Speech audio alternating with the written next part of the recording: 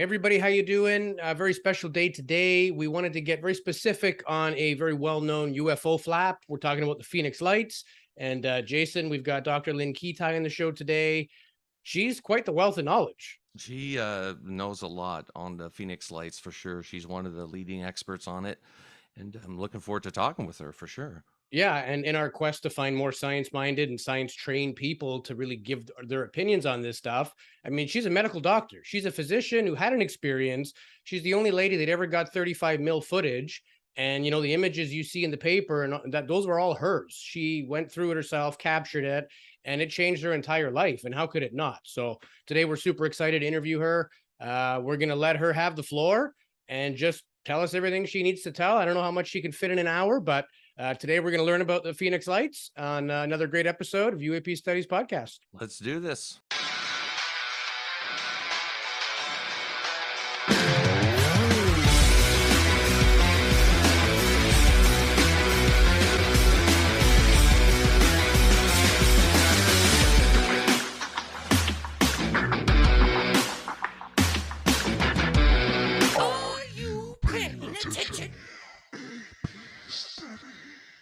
Welcome back to another episode of UAP Studies Podcast. I am Louis Borges. Joining me as always, my good friend and illustrious co-host, Jason Gilmet. How are you, man? I'm doing good. It's been a heck of a week, but you know what? This is going to be a great episode.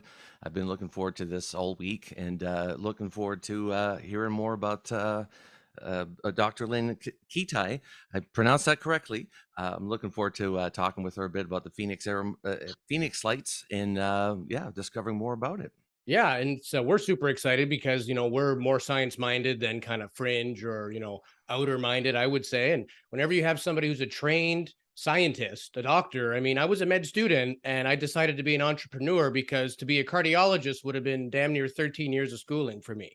So these are people that have a high level of intellect, the ability to retain information, record it correctly. And so when you have somebody like that who has an experience and then shifts their entire life from being a physician to, I want to figure out what's going on and help other people understand that, that's respect worthy for sure. Absolutely. And, Dr. Lynne has been on over 100 TV and radio programs. She's an internationally acclaimed physician and health educator. She's the author of Phoenix Lights, A Skeptic's Discovery That We Are Not Alone. And today she's going to inform us about the whole Phoenix Lights. In fact, there's a lot of things people don't know. And she's going to come on the show and enlighten us all. So with very warm welcome, Dr. Lynne Kitei, welcome to the show. It is my supreme pleasure to be with you guys, Louis and Jason and your audience, particularly since I had no interest or knowledge in this topic at all. I knew nothing about this topic before my husband, who's also a physician and a healthy skeptic, one must be open when you're a physician for whoever walks through the door, had a very close sighting to our home 2 years before the historic mass sighting of March 13th, 1997, which has become the most witnessed, most documented, most important anomalous aerial mass sighting in modern history, if not all of history. And as you mentioned, Louis, I take this very seriously as a scientist. I come to this forum as a scientist and I've tried my best to really document things as credibly and professionally and share them as possible, as well as a physician, to let people know they're not crazy. Even though most anomalies can be explained, only a small percentage cannot. But just because we can't definitively define what these things are, it doesn't mean they're not real. We may just be looking on the AM dial for an FM frequency. So it's important that we get this topic out in the open and we address it, we accept it and study it so we can move forward and not only find out who's driving these things, but also move forward in our own evolution. And when someone has a paranormal experience, it's real to them, even though it might be able to be explained. If they don't share it with even just one person, and I always welcome people to message me on Facebook, Phoenix Lights Network page on Facebook or Phoenix Lights Network website. One person, it's healing, it's cathartic. And certainly as an experiencer, up close and personal, as we'll get to, I know how that feels. And of course, as an educator for over 50 years on the reality of vital health issues, I have a company, Health Education Learning Programs, that produces video and workbook curriculums on vital health issues for classrooms worldwide. Award-winning Discovery Education was distributing them for a couple decades. How could I not share what I documented, particularly since it's on 35 millimeter? I documented these UAP on 35 millimeter. They cannot be explained or denied. They're in the negative by military or university optical experts. And there is so much more to this story because there's so much mis and disinformation out there, even many of the facts that ufologists don't even know, because I pushed my entire medical career aside for 7 years, searching for a logical source and meaning for what I witnessed and photographed. I've yet to find it 25 years later.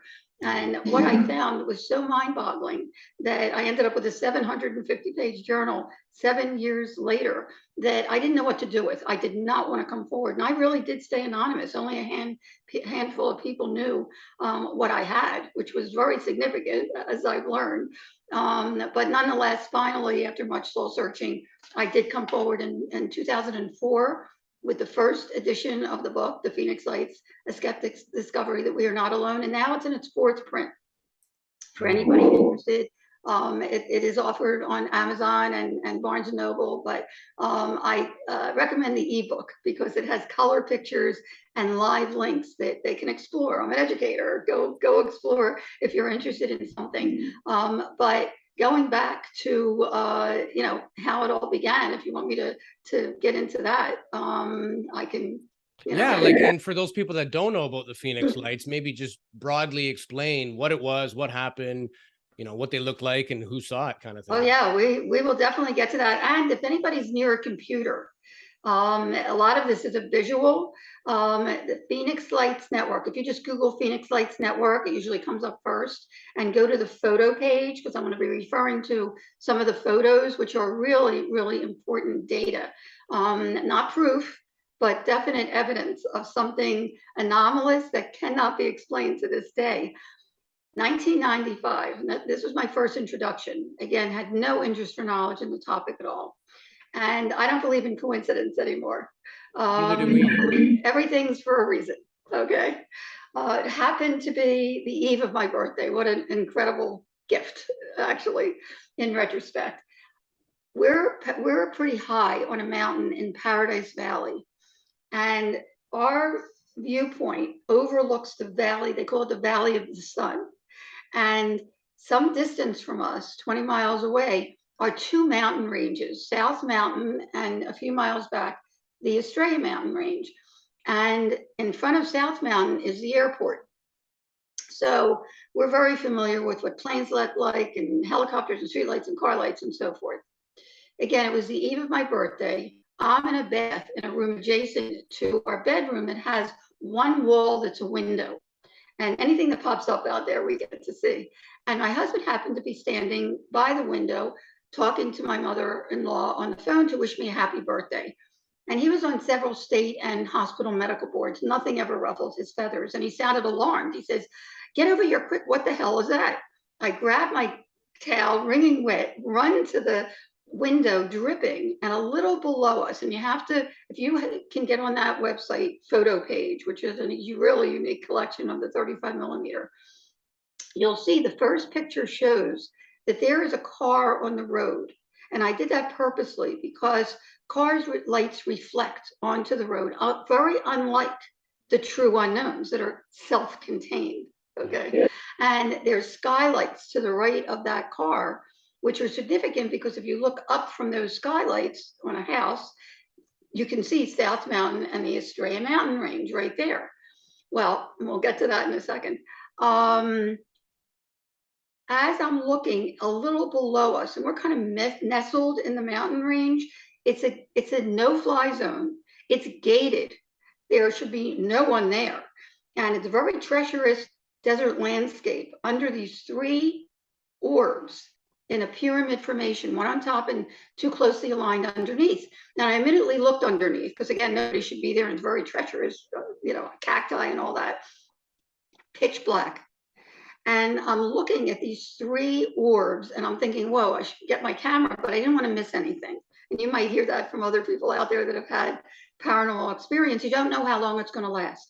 So I tried to take everything in mentally, the size, the shape, the color. They were about 3 to 6 feet each. They were, depending on how close they were oval shaped, which is interesting now that we've learned that the Nimitz Navy pilots describe their Tic Tac UFOs that they've been seeing as oval shaped or lozenge shaped. I don't know if it's the same phenomena, but nonetheless, they were oval shaped. And I call them an orb because the light did not extend outside the edge. It was self-contained, and it was a uniform amber color throughout, very soothing, very mesmerizing. Every other light out there glared. These did not. And I thought, if I don't get a picture of this, no one's going to believe it. So I go running to the closet. I collect sunsets. In fact, all these books behind me are sunsets that I collect. And I just kept a cheap Instamatic Canon camera in the closet, and I go to grab it. My husband calls me back, and I always go back to this sighting because I saw this up close and personal, and they were just yards from our home. He says, one of them is disappearing. Get over here quick. And as we both watched, the top orb, without budging from the other 2, very closely aligned underneath, starts to shrink very, very slowly, mechanically. It's really difficult to describe in logical terms, like a dimmer switch, like there was an intelligent presence behind it, getting smaller and smaller and smaller and smaller till it was pea size, and then it disappeared, but it felt like it was still there. Where did it go? In fact, the only thing that popped into my mind, because we had 2 young boys at the time, we did watch the original Star Trek series with William Shatner, and also E.T. and Close Encounters. That was it. Okay. What popped into my mind was a Romulan cloaking device. I don't know if you remember that from Star Trek, but it kind of wavered before it cloaked. This did not. I really noted that. But it seemed like it was cloaking. At any rate, I jumped out on the balcony, got a quick picture of the 2 lower orbs. That's a second picture in the top row on the Phoenix Lights Network photo page, and immediately noticed an eerie silence, as if time had stopped. It was just bizarre.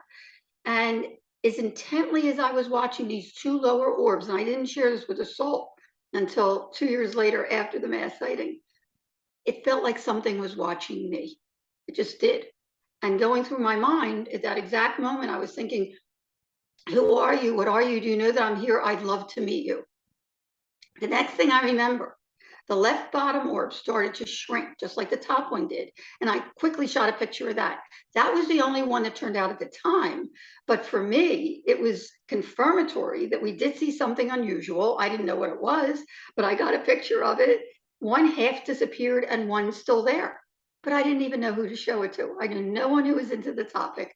I wondered for 2 years why we saw this. What kind of advanced technology was this right outside our bedroom window? Why my husband happened to see it with me. And interestingly, he didn't want to talk about it. Okay. He would get agitated when I brought it up. He was inside. I was outside. Something might have happened. I don't know, but everybody comes from a different background, from a different upbringing, from a different worldview. Some people can't deal with this topic. Some people don't want to, and that's okay. That's okay. Everyone in their own time. But now we have data to really look at. And I'm just quickly going to go through a couple things for you.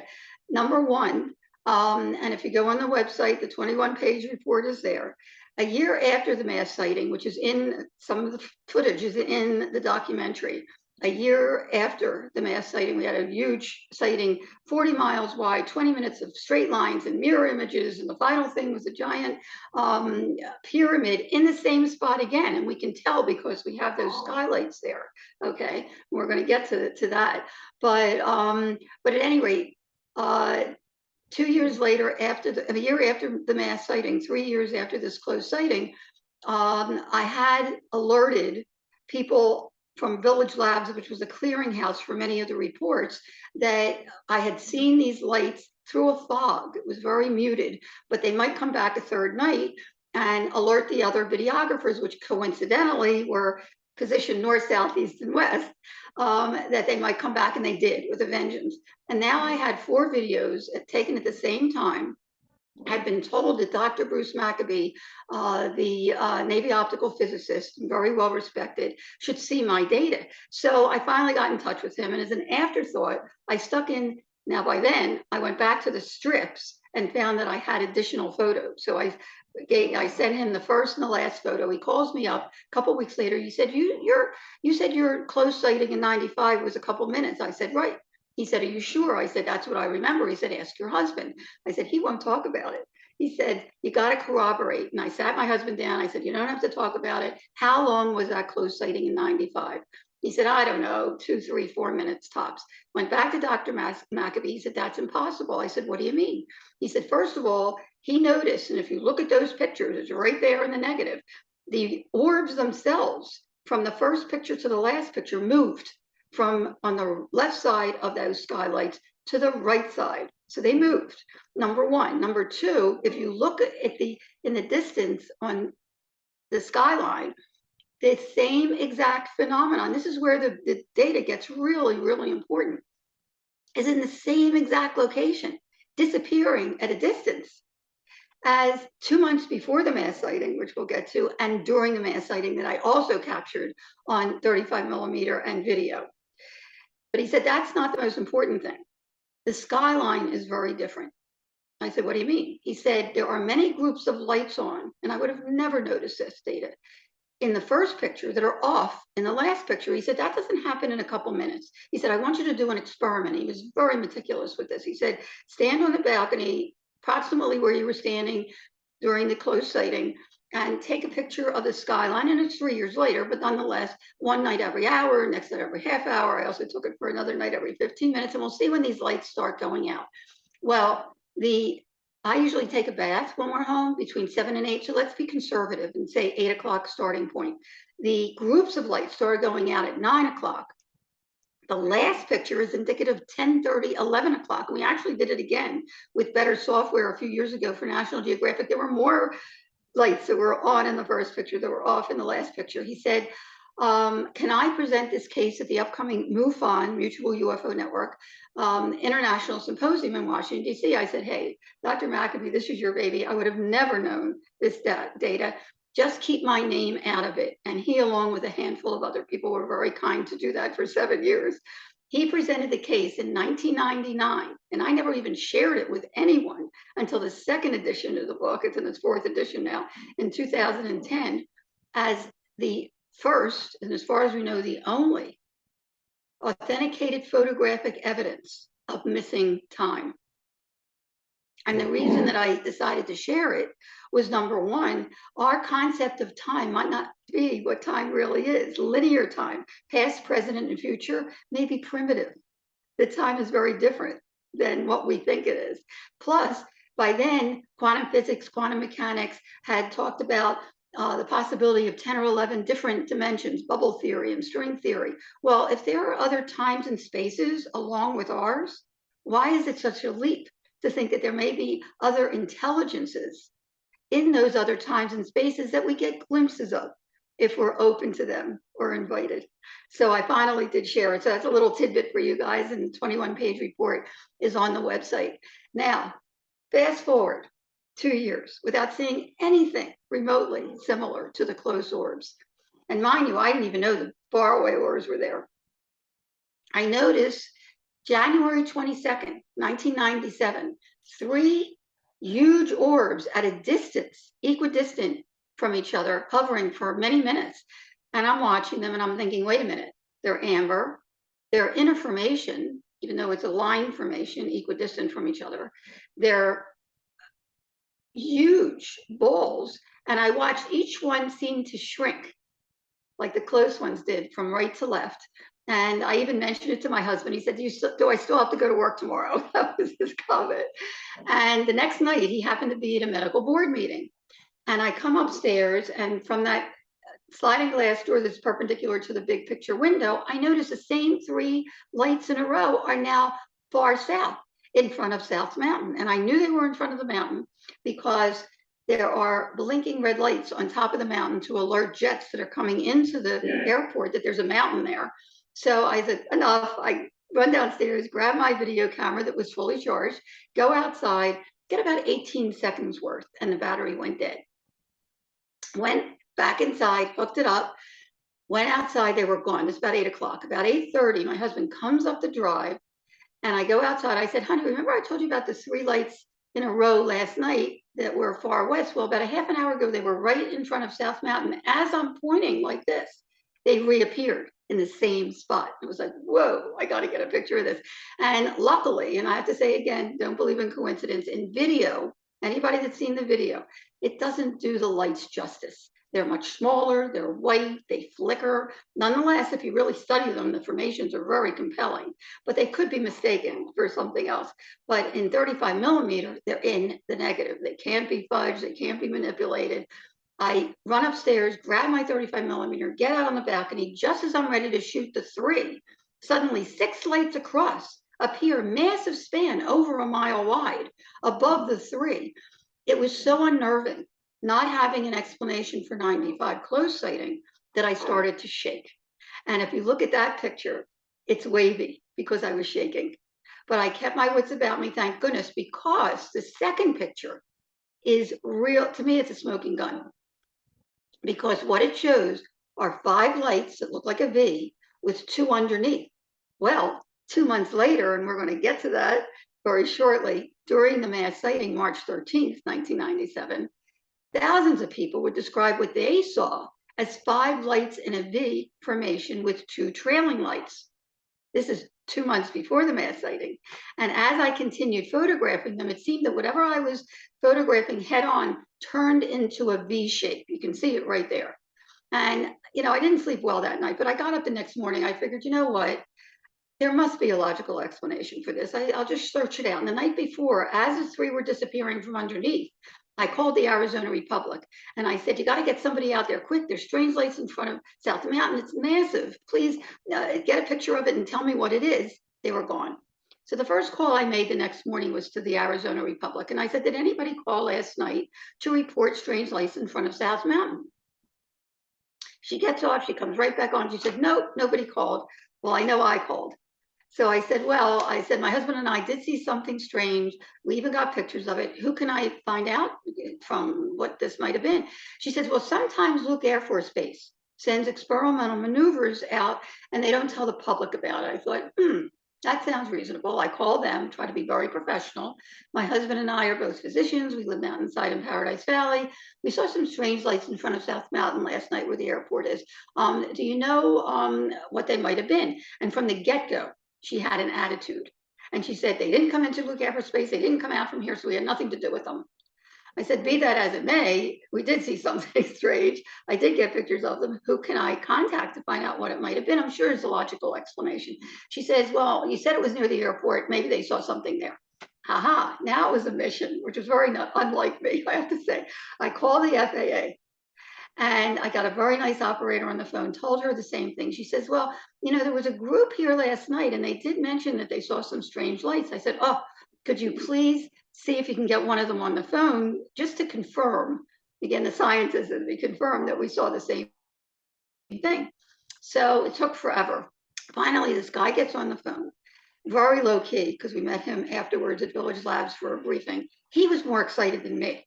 He said, did you see the 6 lights where you could touch them from each other hovering in information last night at 8:30? I said, yes, that's why I'm calling. He said, actually, there were 3 at 8 o'clock. I said, I saw them too. He said, when they popped up, mind you, over Class B restricted airspace, there's a 30-mile radius around the center of the airport. Anything that comes into that airspace, particularly 1,000 feet altitude and 5 miles away, must call into the tower, and no one did. So they looked on radar, did not show up on radar. And they got nervous, and then it disappeared. When the 6 popped up, and it was a massive span, he said, then they really got nervous. They looked on radar, didn't show up on radar. Same spot, 100,000 feet altitude over Class B restricted airspace. And they took their high-powered binoculars to look. And in his own words, he said there were 6 points of light, totally equidistant from each other, massive span over a mile wide that seemed to be attached to something. But they couldn't quite see what these lights were attached to or had a force field holding them in rock solid formation. And he was a meteorologist, lucky enough, that he said also interesting was that the entire thing turned as a unit against the wind, very important data, elevated slowly and moved in synchrony behind South Mountain. So I said, so what was it? And he said, beats me. I said, you're an air traffic controller. You're supposed to know it's in airspace. They were very forthcoming initially. Another guy came out forward too that saw them both times, that they ruled out every conventional, everything, aircraft, balloons, Chinese lanterns, flares, even skydivers with lights. We kept in contact up until and including March 13th, which for me was just another night. I'm going to get to that in a second. 6 months before the mass sighting, I happened to be asked to present my substance abuse prevention education program at the Gila Bend Indian Reservation, which is in between South Mountain and the Estrella Mountain Range. There's a basin in there, very sacred ground. And this is important why I'm sharing it now, because this is an added little tidbit that I think is really vital to the story. They don't talk to outsiders, but I helped them out. And after all, I was taking all these pictures, and again, in science, we look for repeatability. Just look at the data. These phenomena, these UAP, keep popping up right where South Mountain and the Estrellas intersect. So I called the principal and I said, did anybody see strange lights on March 13th?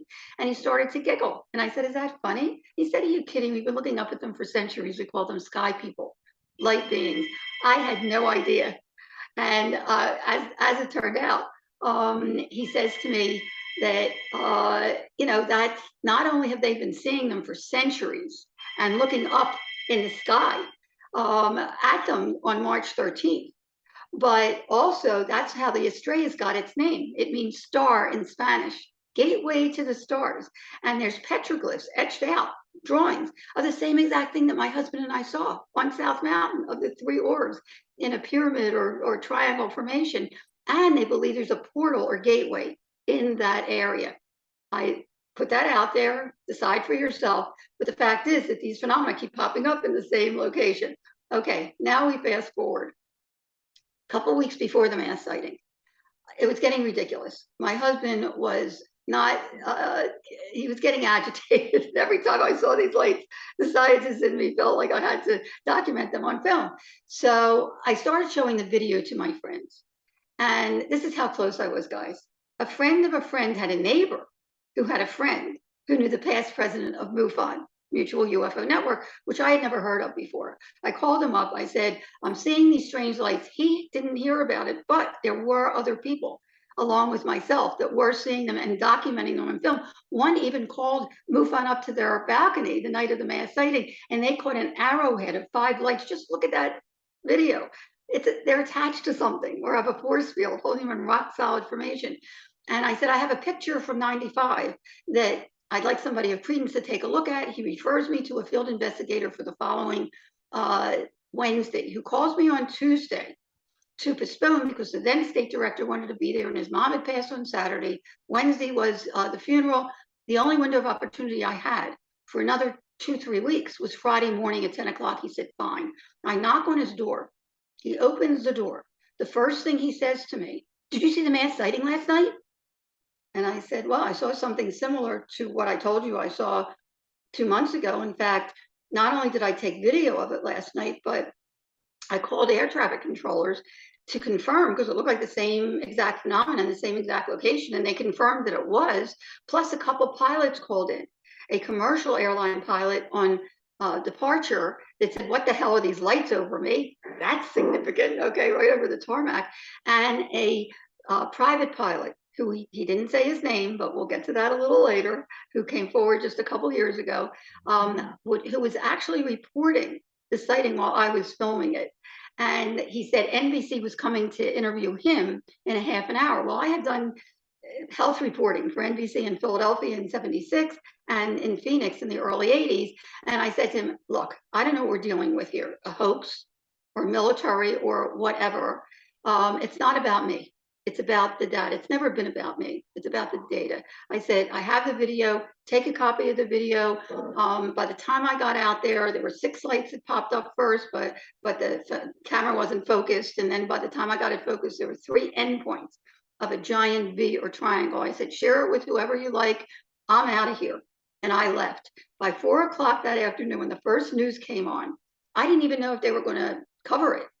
Breaking news with my video on every news station. It was really exciting, actually, right? because having seen these things for 2 years and documenting on film, now people were seeing what we saw. By the 9 o'clock news, there were a couple of other videos that came forward, a boomerang video and that arrowhead video, which are even more spectacular than mine. And I'm learning that, thousands of people, hundreds, or if not thousands of people had been outside. And here's where we get to the mass sighting. Do you want me to get into it? Yes. Let's go. Absolutely. Okay. And I apologize if I'm going fast, because I know we have to squeeze a lot in an hour. But I want your audience to hear, because as the story unfolds, it's really, really intriguing. But at any rate, while thousands of people were outside looking up purposely at the sky for a glimpse of the Hale-Bopp comet on March 13th, 1997, they also caught a glimpse of mile to 8-mile wide, according to Peter Davenport, director of the National UFO Reporting Center, from his data that he's collected for 25 years.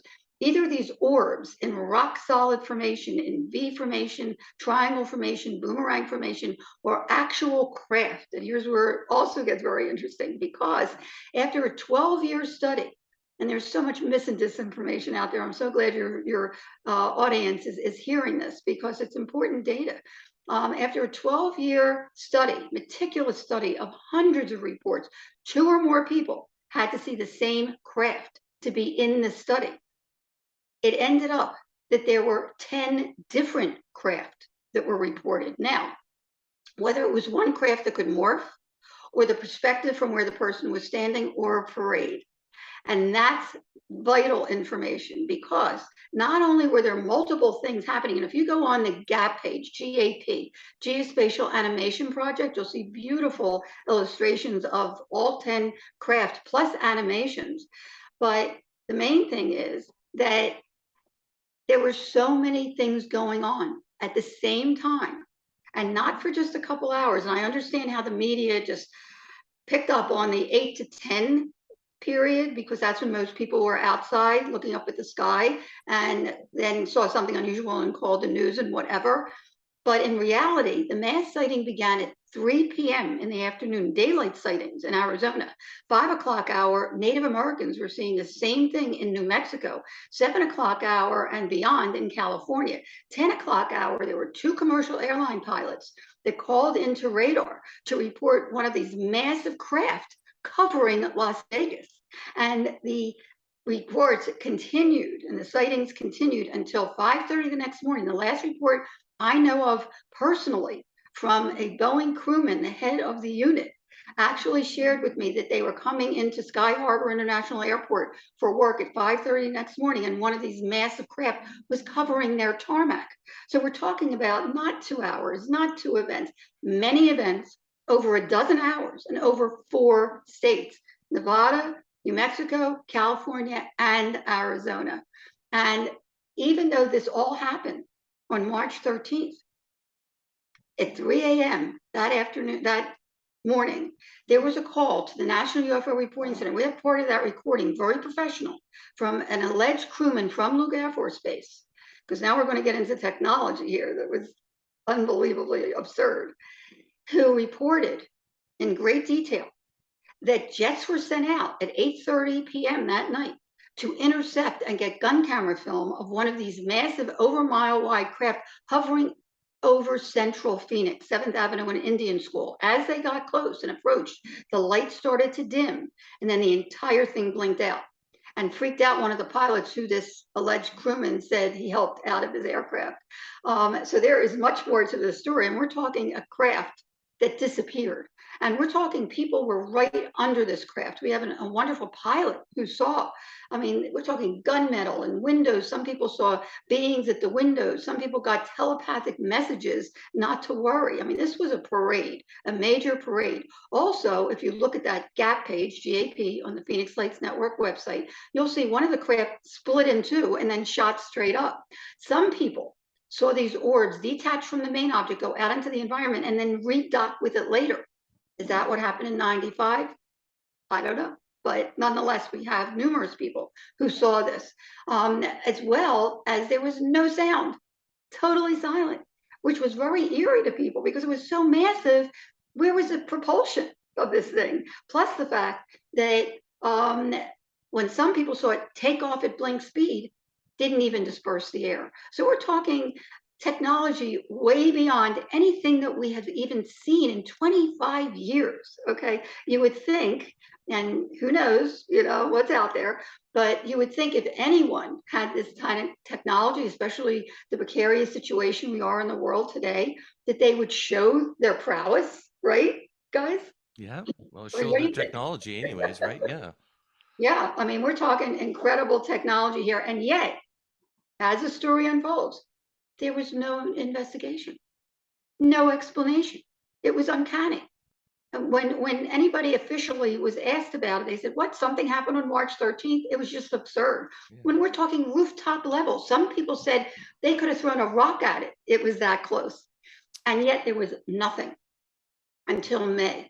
Okay, and I'm just telling you the tip of the iceberg here, but it's so interesting how the story unfolded because by May, there was a councilwoman, Phoenix Vice Mayor Frances Emma Barwood, who innocently, she didn't see it, but so many of her constituents, over 1,000 constituents, contacted her and say, "This went over my head. Why isn't it just a public safety issue? Why isn't there an investigation?" She asked for one and was plastered by the media. I was so happy to stay anonymous for 7 years because there was so much ridicule, so much snickering, so much discrediting going on. It was really scary to come forward, but she, plugged away. I mean, she was unbelievable. And in her venture to get answers for the Phoenix Lights. And yet, once she came forward and there was jokes in the paper about her and et cetera, many people stayed back. Okay. In fact, I called her because I had seen a news clip of the Phoenix Police Department, who admitted that they had a lot of calls, but in print, they said they didn't get any calls. I mean, it was just uncanny what was happening, right? Okay. Fast forward, June 18th, 1997. Suddenly, there's a front page article in USA Today. For the first time, people outside of Arizona were hearing about the Phoenix Lights. And not only did it go viral, and we didn't have social media then, overnight it went viral. By the morning, every national news morning show, Peter Jennings, Dan Rather, you name it, we're talking about the Phoenix Lights. And we were inundated overnight by media from all over the world. And once they started talking to the witnesses, their descriptions were so detailed and so heartfelt that they too were saying, why isn't there an investigation? Why isn't there an explanation? For the first time, later that morning, the morning after the 19th, after the USA Today article, suddenly we get a public announcement on the news, on the radio, that then Governor Fife-Symington was calling for an unscheduled press conference that afternoon to reveal the culprit of the lights over Phoenix. And people took it seriously, including myself. I was looking for any logical explanation. He comes walking out, one of his aides, with a giant head alien costume and made a mockery of the sighting, which was not only very disconcerting for the witnesses that saw it up close and personal, like myself, but particularly parents that were with children that saw something 2 and 3 miles wide, and he's making a joke out of it. And he did mention that, people were panicked. No, this is important. There is not one credible report of harm, threat, or abduction associated with the Phoenix Lights phenomena. Can't speak for other things. Cannot speak for other things, but can about the Phoenix Lights. And not only on March 13th, but we're talking centuries, according to the Native Americans, that these orbs have been appearing for centuries. Many of them think that they're spirit world coming to give them guidance and comfort and knowledge and inspiration. And I have certainly been inspired by them, obviously. But besides that, people were furious, but it put a lid on it for a bit, okay? But not for me. I called every military base that next month, tried to get the highest that I could in military. They were more interested in meeting with me and seeing what I documented on film than giving an explanation. In fact, they were just as curious. One of them even said, well, the only ones that know this are God and whoever did this. I mean, come on. And then I get a call A month later, after the USA Today article on July 24th, from one of the heads of PR at the Air National Guard, and she says, "Oh, Dr. Lynne, I think we know what those lights were back in March." And I was thrilled. Again, I was looking for any logical explanation. She said, "Do you believe that in all these months, nobody ever looked at the log for visiting Air National Guard, and the Maryland Air National Guard was in town sending off military illumination flares in Operation Snowbird," which I later found out means diversionary tactical maneuvers in military terms. So they may have been sending off flares to divert attention away from the true unknowns, but it's certainly not what thousands of people saw. But she says that must be what some people saw. So I said, "Well, wait a minute. When was the Maryland Air National Guard in town?" She said March 1st to the 15th. I said, "Were they in town in January?" She said, "Oh no." I said, "Are you sure?" She said, "Absolutely not." I said, "Well, my husband and I witnessed and photographed the same exact phenomenon over the same exact location 2 months before the mass sighting, confirmed the next morning in January and the morning after the mass sighting as appearing over Class B restricted airspace, 1,000 feet altitude." And she says, "You never told me that," because I never told them details.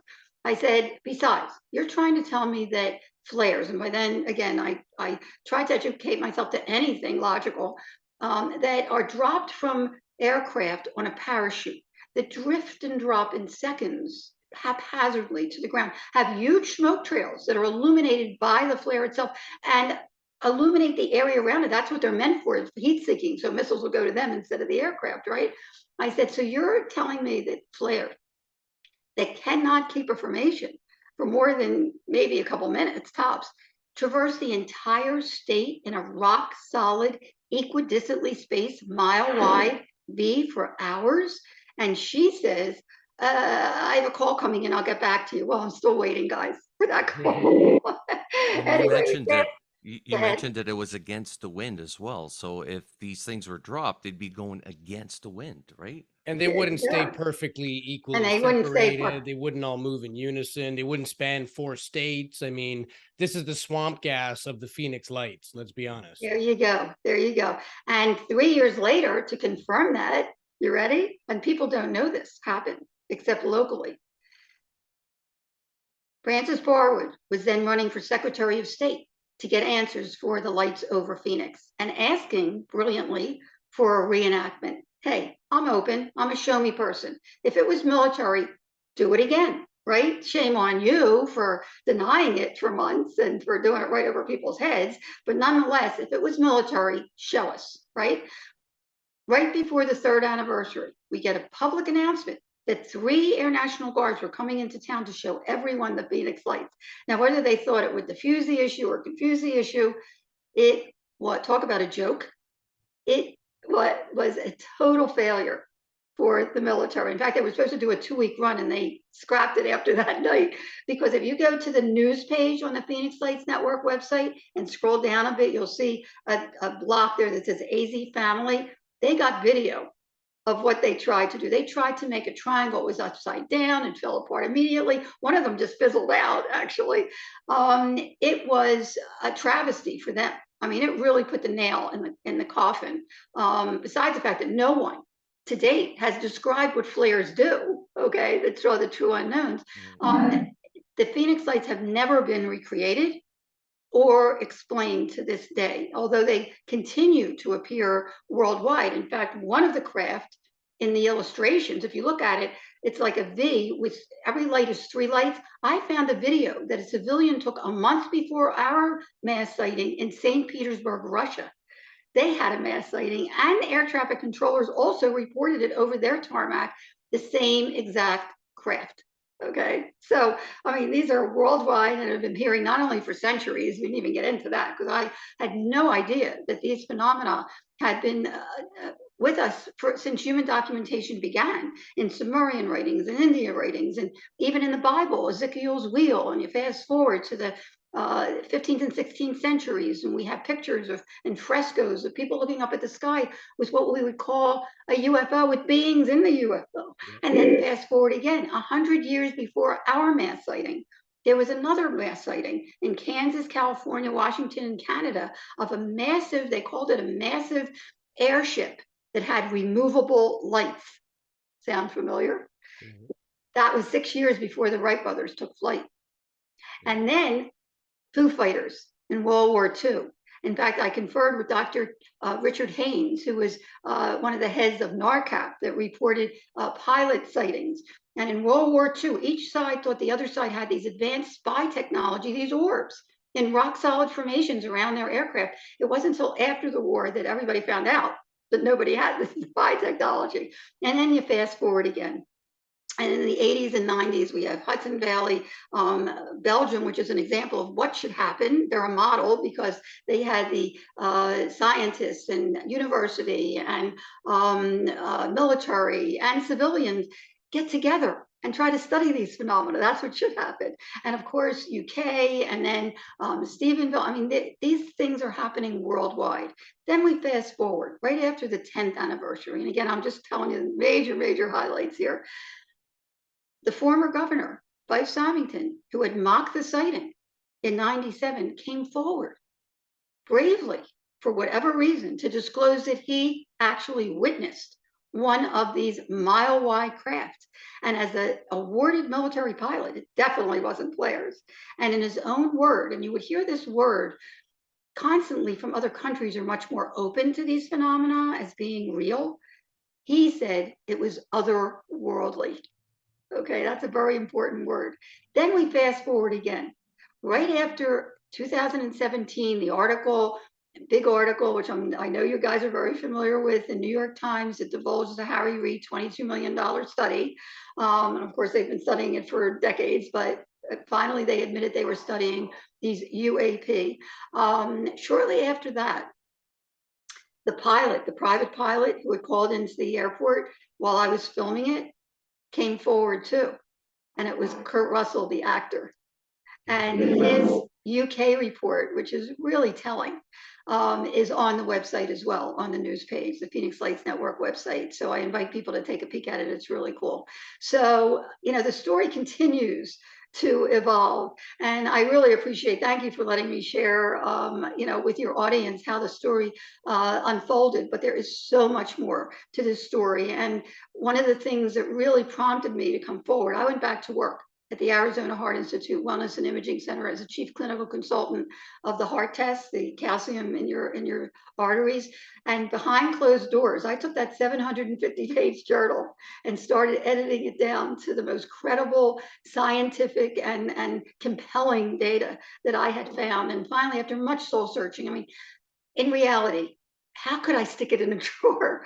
Which I really thought about doing, by the way, and showing it to my grandchildren years from now. But I had 35 millimeter that I went to extreme lengths at military and university level to have explained to me, and no one can. Plus, there was so much mis and disinformation. Once the flare theory came out, people ate it up. People that were looking for a logical explanation. I get it, but there's so much more to this story. So thank you again for letting me share at least this little tidbit of it. There is much more. And again, the book, I squeezed down to 230 pages, the first edition, which is there. I will not do another book because every word is there for a reason. I keep adding chapters as the story unfolds, and we're in its fourth print. So, I invite people to take a peek at that, and of course, explore and consider what's on the website that's packed with information. So I would ask, what do you think was about that particular time frame, 95 to 97? What caused this flap? Why were they so prevalent? Why was there so much activity? Do you have any insight on that? Okay. Again, these things have been appearing for centuries. Sure. Okay. And there's a lot of activity. I work with Navajo Rangers now, who were very forthcoming at one of the conferences. And they had a sighting the day before ours that they thought would be a big sighting, these orbs going around in circles. And they're very open to it. The whole town came out with chairs and watched it for over an hour with their lawn chairs. They're happening all over. Let's be clear about that. As far as the mass sighting is concerned, my own feeling is that whoever did this, and I don't know who did this, I don't know who they are. I just know that they are. And again, it's time we get this out in the open, so we can address it and accept it and study it, so we can find out who is driving these things and also move forward in our own evolution, because we're right in the precipice of like the flat earth time, okay, of going to that next step and really realizing that there is so much to this story of the Phoenix Lights. First of all, whoever did this wanted to wake us up to their presence in a very gentle, non-threatening way. My own feeling is that they've had it with the government and military. They wanted to show themselves, okay, and touch one person at a time, which they did, because we'll talk about that in a second. It touched people at a very deep, profound level across the board. But they also wanted to wake us up to who we are as human beings, and that we have so much more potential that we're not being told as well. We're in our little reality box here to make this world a better world. And in my inquiries, there were a number of people, and this is an important aspect, half the book is about this, that had had near-death experiences as children that was reawakened by the mass sighting. And I found that very profound because I did too. And I lay it all out there. In fact, I met 3 beings at 8 years old in giant glowing white robes, giant beings, 3 of them in a row, that I have felt have been with me ever since as my guides. And I meditate. I have actually 10 ways to connect with these other intelligences in the book, if people care to. It is a choice. And not trying to convince anybody of anything. It's a choice of each individual how you want to take this data. But whenever I come to a crossroads, and we won't have time, but I've come to quite a few, including the Phoenix Lights, where I meditate and ask for guidance, I just get feelings, strong feelings for things. So, again, it's not about me. I thought, whoa, could there be a connection between all unexplained phenomena, whether it's near-death experience, out-of-body experience, unexplained aerial phenomena, that have a mystical light associated with its experience. And lo and behold, when I started looking again, I looked for the most credible data. I found at university level, the Omega Project, it's like this thick, it's like 3 or 4 inches thick, by Dr. Kenneth Ring. Dr. John Mack at Harvard was also studying the connection, and many others, between all unexplained phenomena. Not only the experience, and I lay it out very simply in the book, is very similar, whatever the unexplained phenomena, it's uncanny, but the after effect, the awakening, the enlightenment, the connectiveness that one feels for the first time, many people, to the universe and to the earth and to each other for the very first time. I have people still telling me 25 years later that they feel blessed to have had the Phoenix Lights experience. In fact, we are now doing a scientific study because I felt it was really important to quantitate not only these profound after effects, but even in real time. We touch on this in the documentary, that we're so inundated with threat, and harm, that Dr. Gary Schwartz, the head of the Consciousness Study Department at the University of Arizona, very poignant statement, says if you're primed to fear something, how do you think you're going to react when you see that something? And children who many of them had just seen the movie Independence Day, which was very popular at the time in '97, were jumping up and down, Independence Day. But as it came closer, a calmness came over everyone, a connectiveness to the phenomena. That after it passed, they wanted to follow it. They wanted their parents to get into the car and chase it. A real-time, profound, positive transformation. I started calling all up unexplained phenomena and up because it is so positive.